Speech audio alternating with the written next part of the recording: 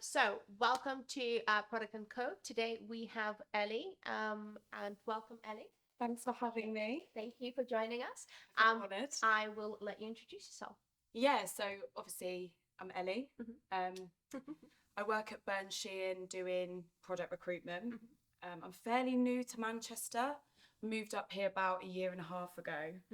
So I was doing tech before, but sort of more like outsourcing network desktop stuff as a partner manager. And I was coming up to Manchester like every month to see my friends that lived here, and I was like, that's where I want to be. Mhm. I can be quite impulsive. So one day I just woke up and I was like, I'm moving to Manchester. Mhm. So with that, obviously I had to find a new job. And I knew that I wanted to do something that was people focused. I loved that part of my job and I wanted to keep that, whichever direction that went in. And I was introduced to Burns Sheehan.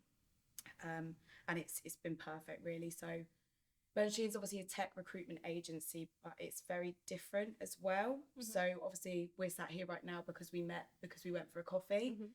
And a lot of what we do is getting out and meeting people, and actually building relationships and understanding what candidates want from their careers and their jobs, but also what hiring managers need and want for their teams. So we do different events. We actually have our own podcast, the Startup Diaries, which is more focused around sort of founding teams of scaling companies. I run a blog series called The Product Perspective, which has been really beneficial because obviously I speak to product people all day, every day, but I don't know what you do to the core. So that's been really useful to get different insights and hear about people's pain points. We do various different events and roundtables and just so many initiatives. So that's how I've ended up at Burns Sheehan. I love it, and it's introduced me to you. And thank you for having me on here today. Absolutely. We're glad that you are here with us today. So am I. So the first question which we want to discuss Yeah. is what trends have you been seeing in the market? Because obviously you are a product recruiter. So this is for our listeners that want to get into product or want to elevate their career in product already. What kind of trends are we looking out for? Because I think the industry has been talking about maybe there's been less jobs in product. There's been a lot of tech layoffs. But after speaking to you, kind of thought the opposite. So it will be interesting to hear your point of view. Of course. So obviously, I think anyone that works in tech knew that last year felt like a difficult year. Techies themselves obviously spend less time on LinkedIn than I do. A lot of my job is LinkedIn. So it felt like every time I was going on LinkedIn, there was another stream of green banners. There was more posts about companies doing layoffs and restructures. There was economical uncertainty across the nation, but also the world. So businesses were naturally being more frugal and they were worried about spending money, or perhaps they weren't getting investment.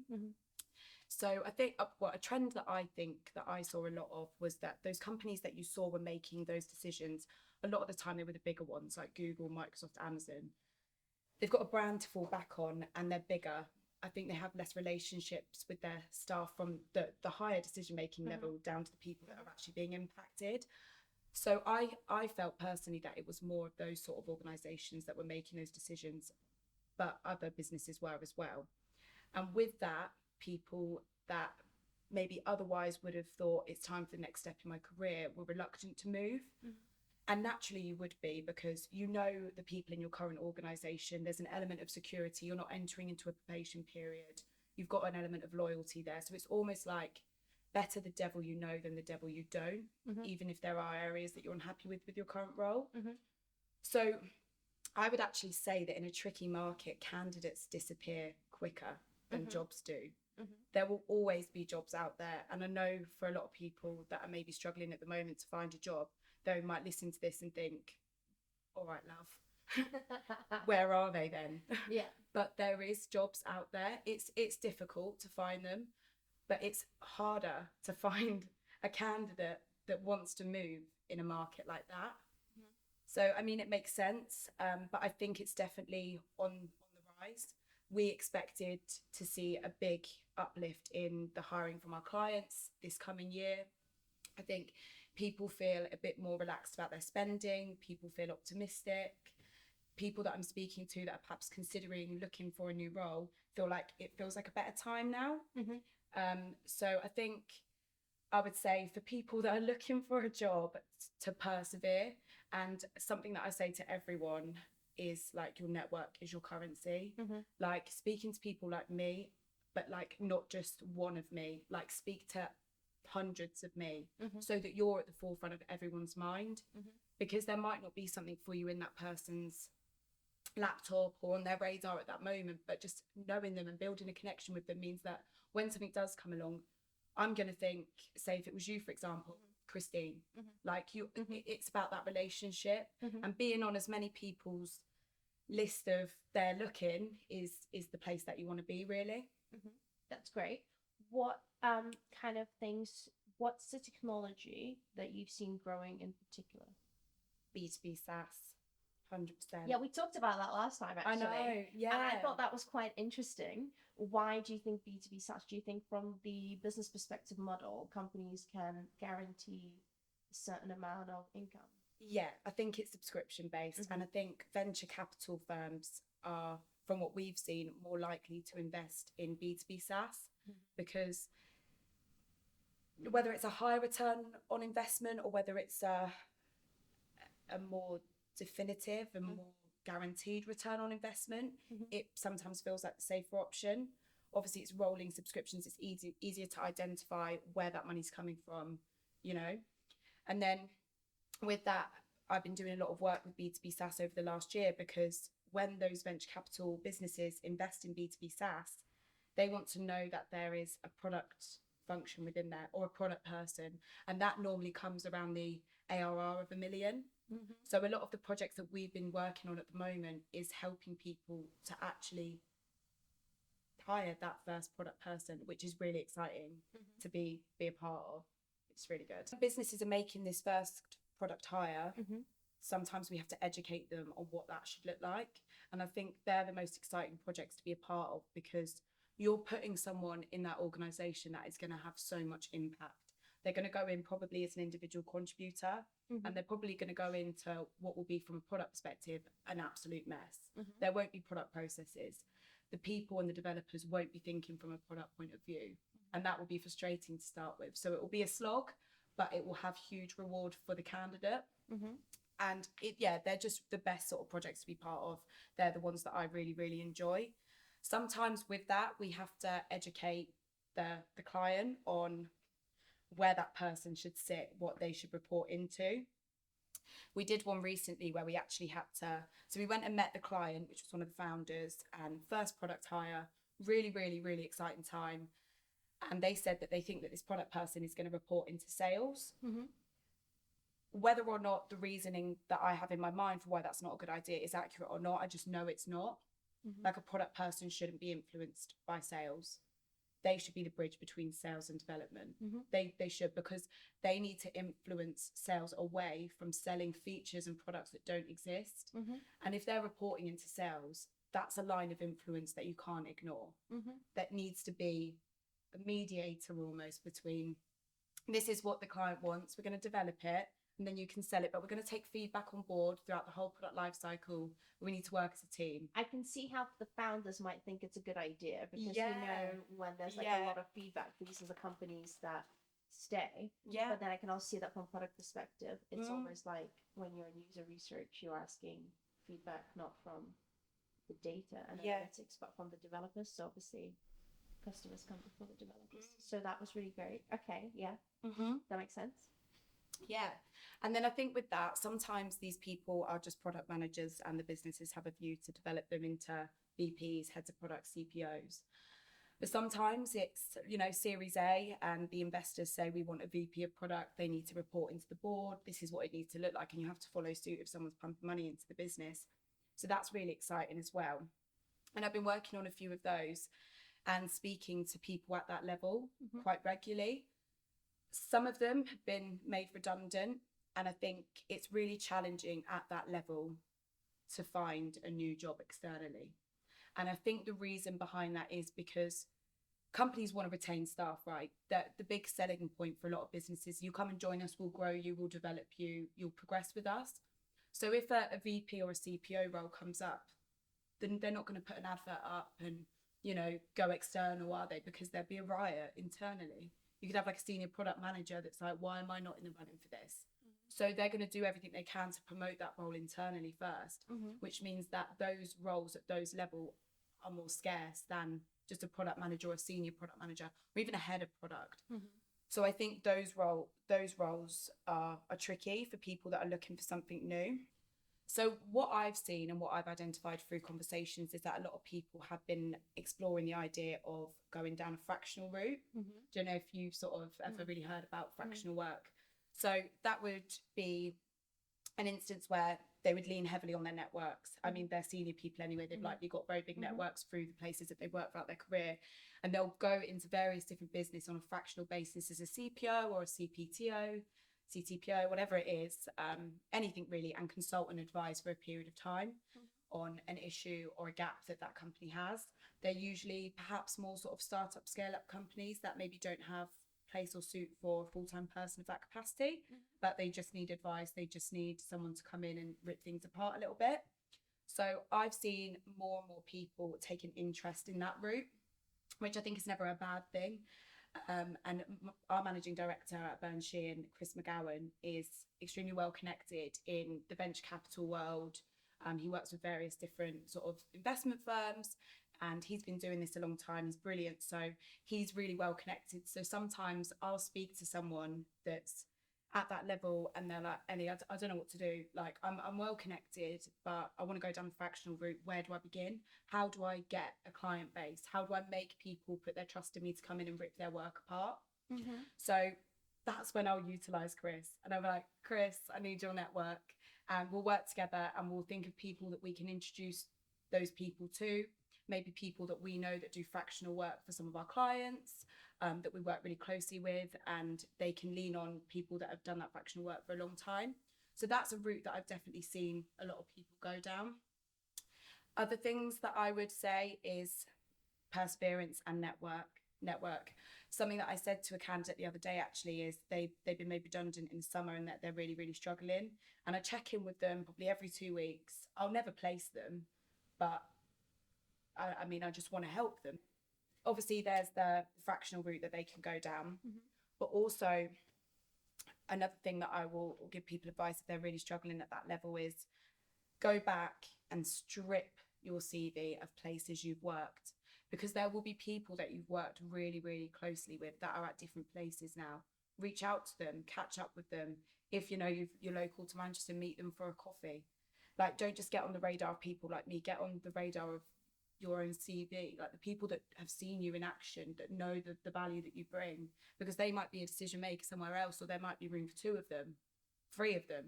Like, they might have different areas of the business that need covering. So talk to people.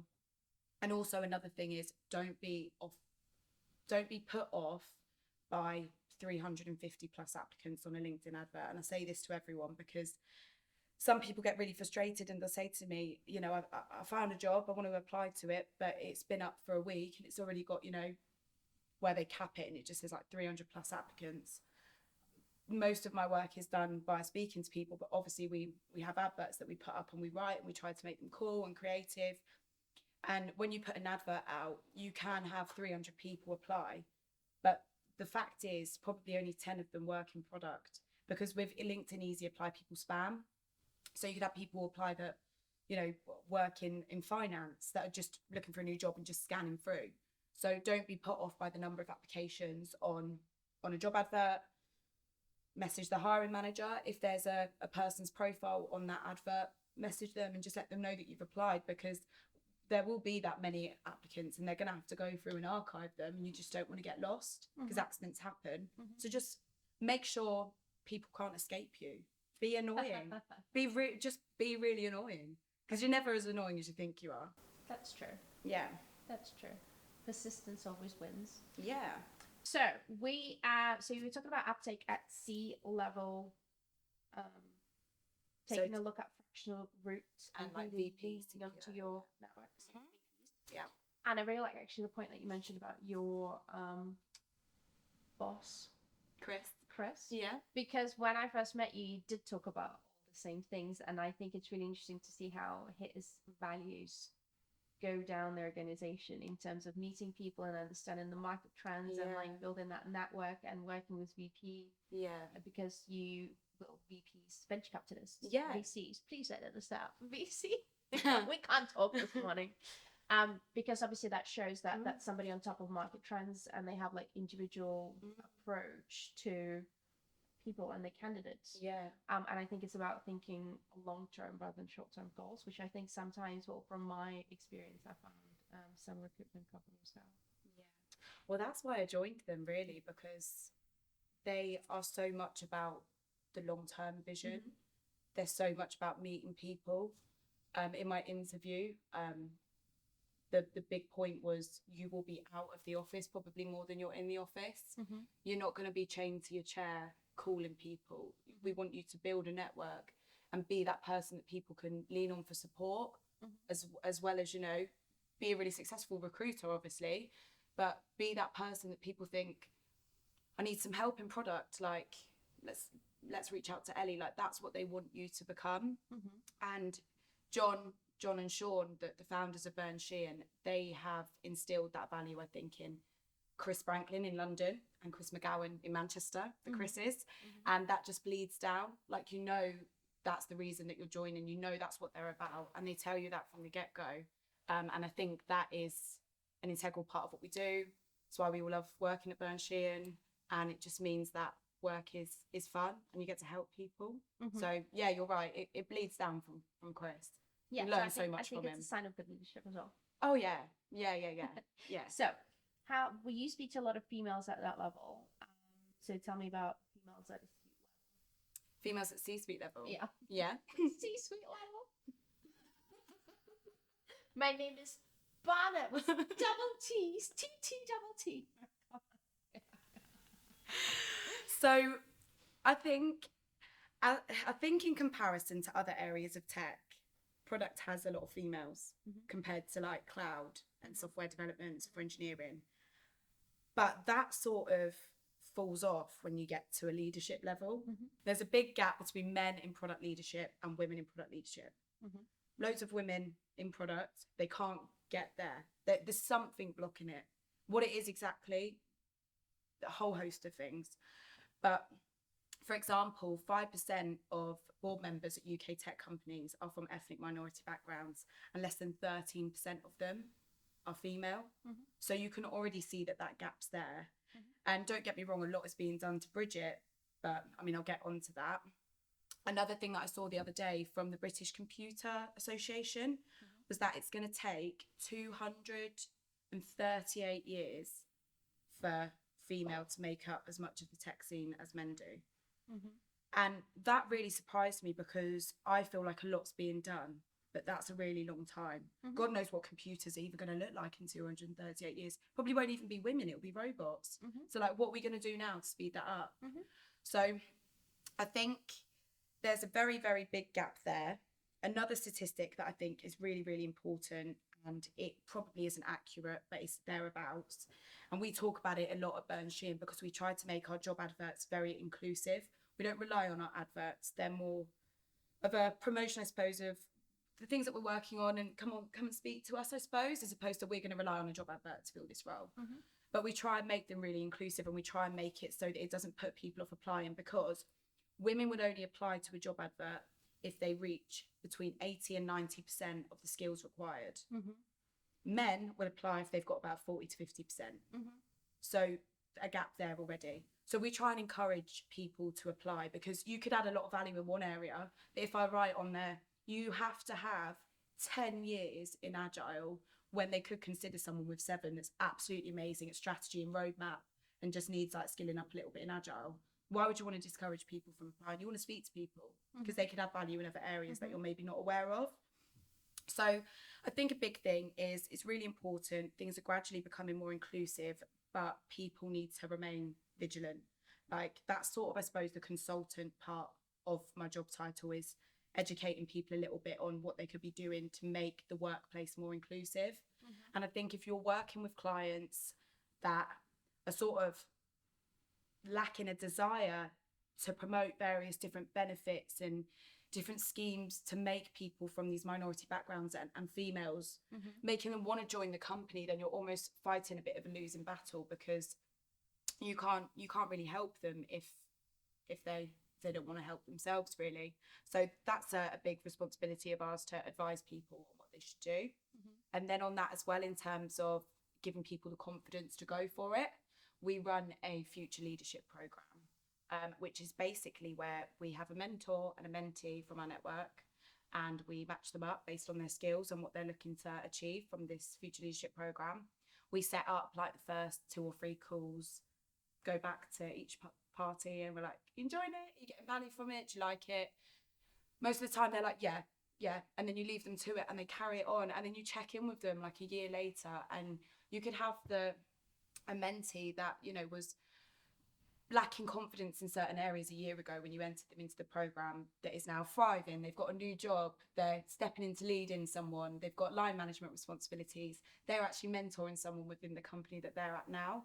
And I think that's amazing to look at. That is so rewarding to see. So I think it's. So if someone wants to join it, how do they join?